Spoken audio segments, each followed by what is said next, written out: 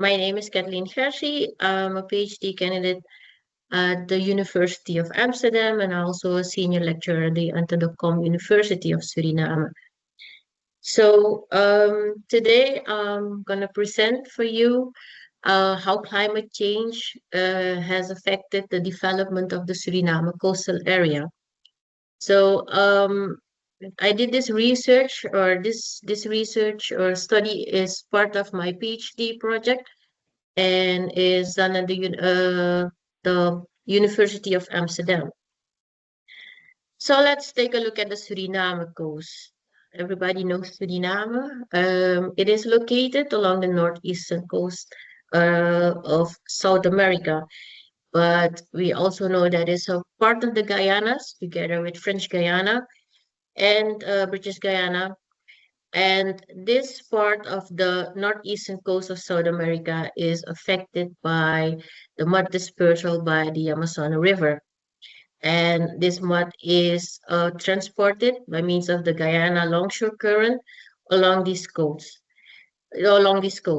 Um, how can we notice that? We notice that by means of the westward migrating mud banks.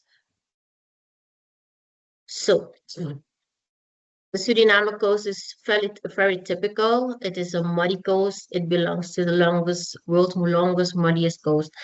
And it has some characteristics, among which it's wave dominated. And it is exposed to trade waves, the trade wind waves throughout the year. It has an M2 tide, which means that 2 times a day you have high water and 2 times a day you have low water. So,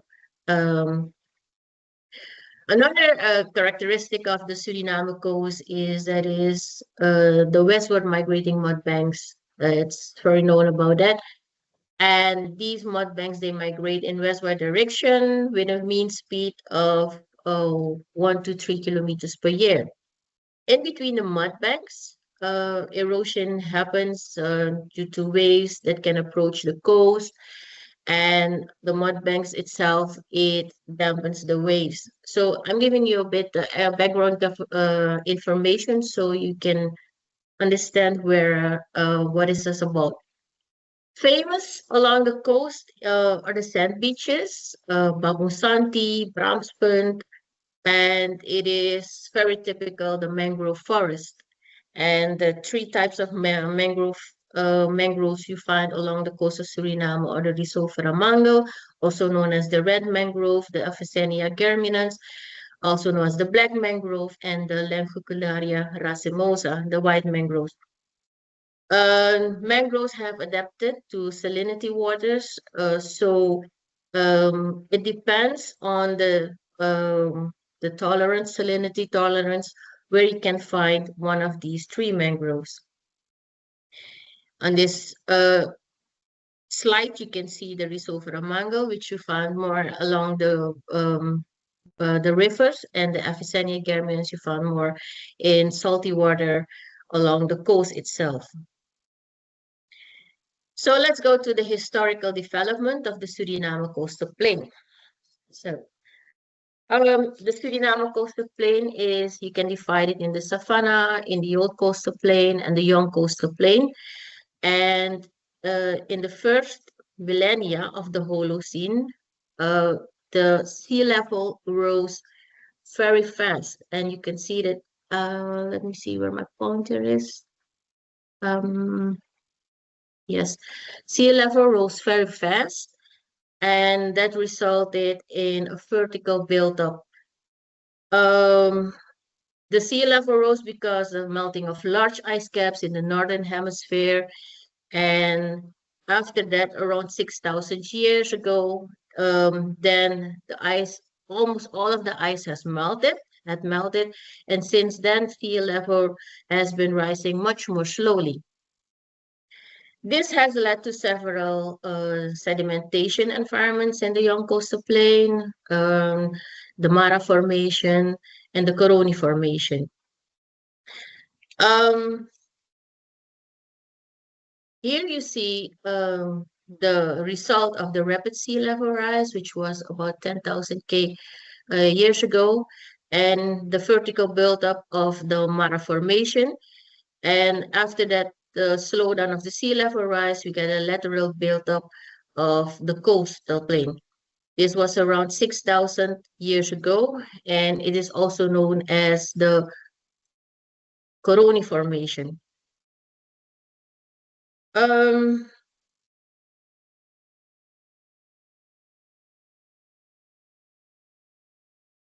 so what is this study all about? We want to know we wanted to know when the influence of the Amazon River started on the coast of Suriname. And you can also say the Guianas, because it is one area. But let's start with the Amazon River. It's known as the river with a lot of mud dispersal, and this mud is transported along the coast. So the Amazon River discharge is about 1.1 to 1.3 tons, million tons of mud. And this mud, somewhere here in the Cabo Casipor, this mud is turned into mud banks, which migrate along this coast up to the Orinoco River. Um, the mud banks are typical, or also known as a small coastal unit, and here you see it. This is a scheme or sketch of the mud banks according to Augustinus. And here, this is the mud bank where you have dampening of the waves, and here mangroves can grow. There's protection of the hinterland, and in the interbank area, there you have erosion of the coast. The chenillage can develop, but this is one unit. Here you have a satellite image of how a mud bank looks like, also with the interbank area. And this is one of the largest mud banks with which we have seen along the coast of Suriname, which is now approaching Bramspunt. We have done research that hasn't been done in 50 years. It's a research gap of 50 years of historical and modern biodiversity in the Suriname coastal plain. And in the oil industry, there has been some research, but we have um, we have taken the opportunity to go further with this research that has done by Wiemstra and Van der Hamme. A collaboration between the Anton University and Staatsolie has led to this new research. So what did we do?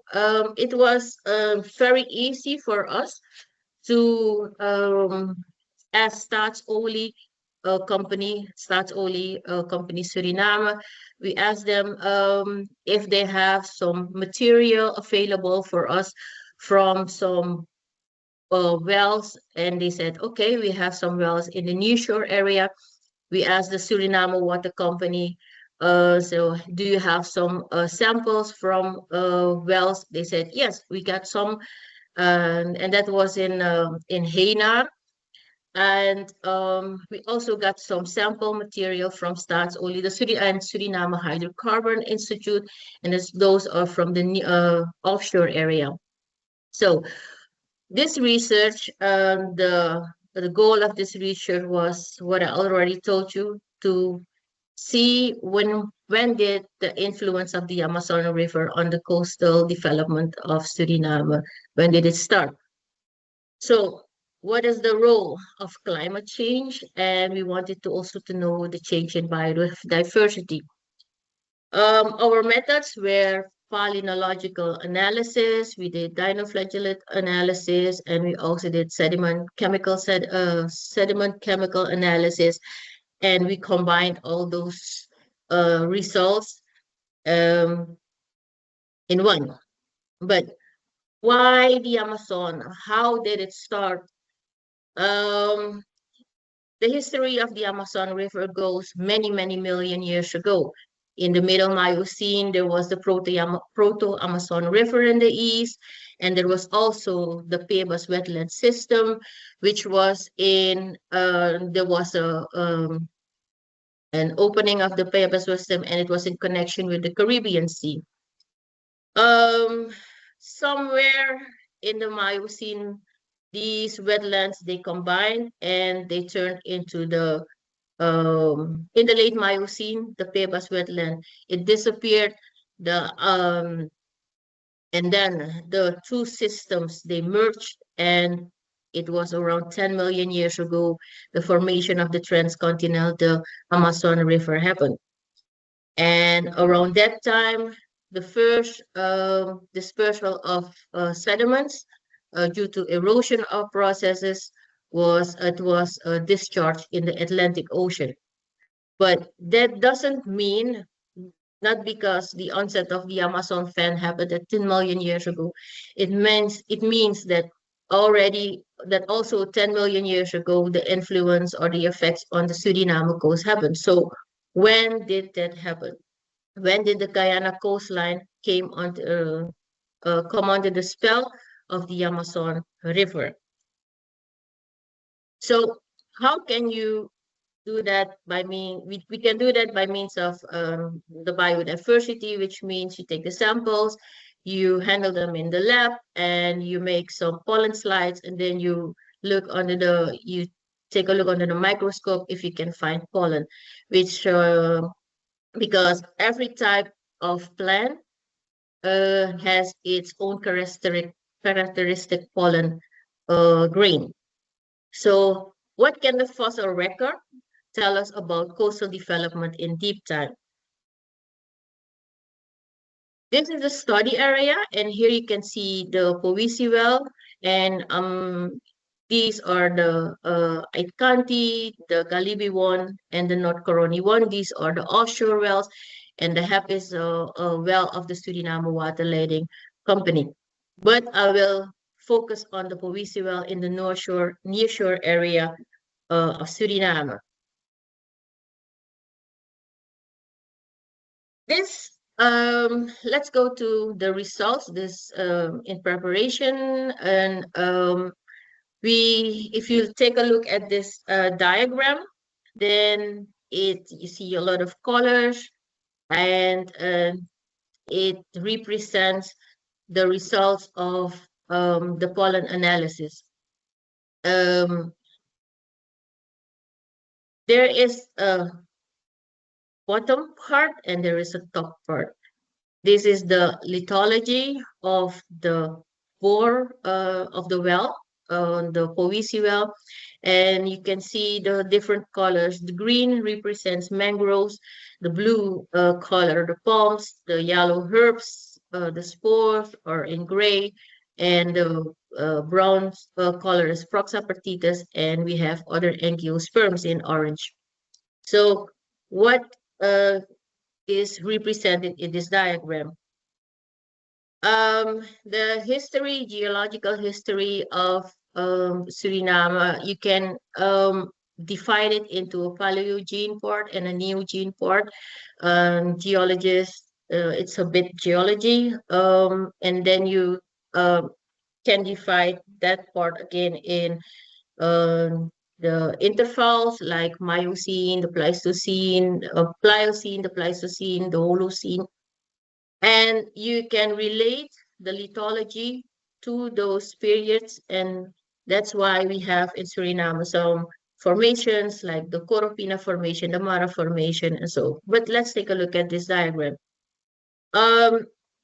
This is a proto-mangrove vegetation.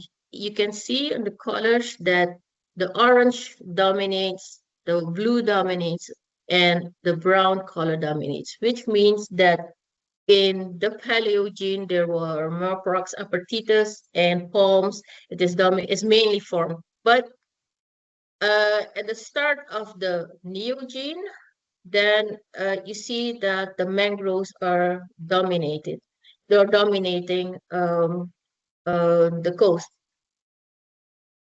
In between the Paleogene and the Neogene, you have a barren interval, which means nothing has happened in that interval, and there are no pollen. There is no information about that.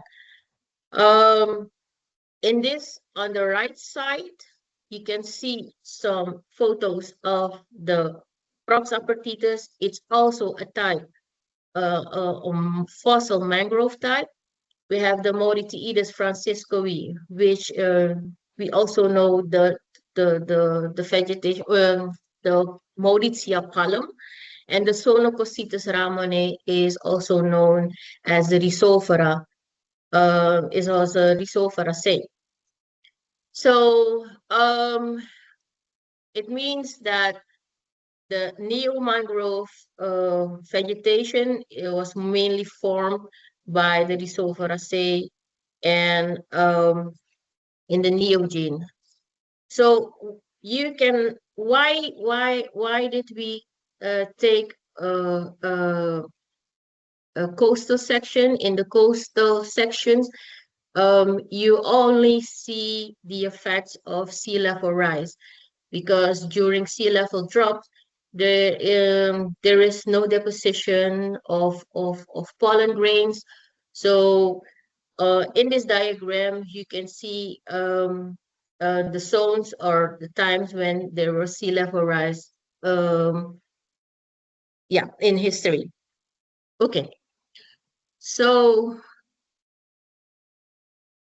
the first Amazon sediments were already deposited when the Corupina Formation was formed, because there's a clay landscape, the old clay landscape of the Corupina Formation, where the mud was deposited by moving mud banks of the Amazon River.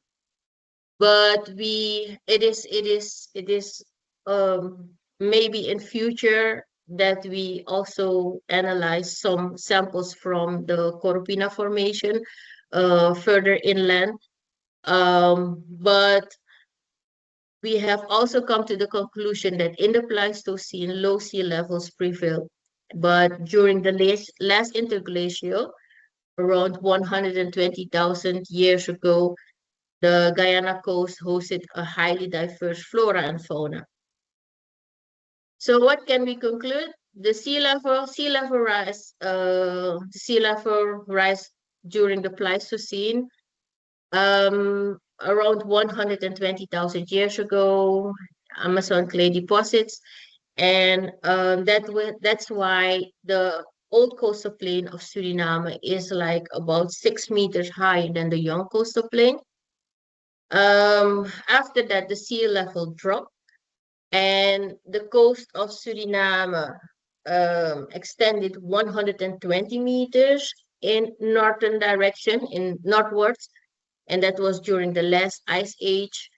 And when the sea level drops, you get a high level of erosion and incising. So the coastline was much further seaward, which is about 150 kilometers. And that means that the Amazon has no influence along the coast of Suriname. The Guyana current was much further, and all the sediment was deposited offshore, which means that along the coast, directly along the coast of Suriname, there were clear waters and coral reefs, which are also found in some records. And the influence of the Amazon River is only seen in the Holocene. And why? Because during the Holocene, there were much higher sea levels and the migrating mud banks, of course. And due to this, we can conclude that the final answer probably lies in the deep sea sediments. So that's why we need the offshore records to have a complete record and to get a better idea of or exact idea when the influence of the Amazon River started on the development. So this was my presentation, and I want to say special thanks to Dr. Karina Horan. Thank you, and I hope I can answer your questions. Thank you very much, Kathleen. Thank you very much. So yes, I think indeed there are some questions. Let's see who will start. I have a question. So, Kathleen, thank you very much. It was a very nice presentation. I was wondering about mangroves. Is that kind of the only answer of nature to the mud flows? And is it special for retracting or expanding coastlines? No, it's not the only. It is not the only indicator, but it's a important indicator because the mangroves they dominate the coast of Suriname and the Guianas, of course, and we use them as a base to make a conclusion because the palynology is all about the environment of the biodiversity and the environment of the plants that grow in that environment. So if you know the yeah, so the mangroves are they are not the indicator, but they are the one of the most important indicators due to the mangrove forest along the coast. Yeah. Thank you. Okay, thank you. Are there any other questions from the audience? I think you were very clear, Kathleen. I had one stupid question. I had one stupid question about you. You started all at the beginning with that the coast was wave dominated, but to me that sounds like what kind of wave? I mean, there's always waves. What does it mean? Yeah, because you mean that the coast is wave dominated, the coast is wave dominated due to the trade winds. The waves are generated by the winds, and in this case, the trade winds that coming from the northeastern direction, and yeah, that's why they dominate. The waves are around 1.5 meters to 3 meters in front of the coast, and yeah, they dominate our coast. So it's because they're big and prominent because of the trade winds. Yeah. Yeah, because of the trade winds. Yes. Thank you. You're welcome. Okay, thank you very much. If there are no further questions, thank you very much, Kathleen. Then we will proceed with the presentation of our next speaker, Thomas Willems.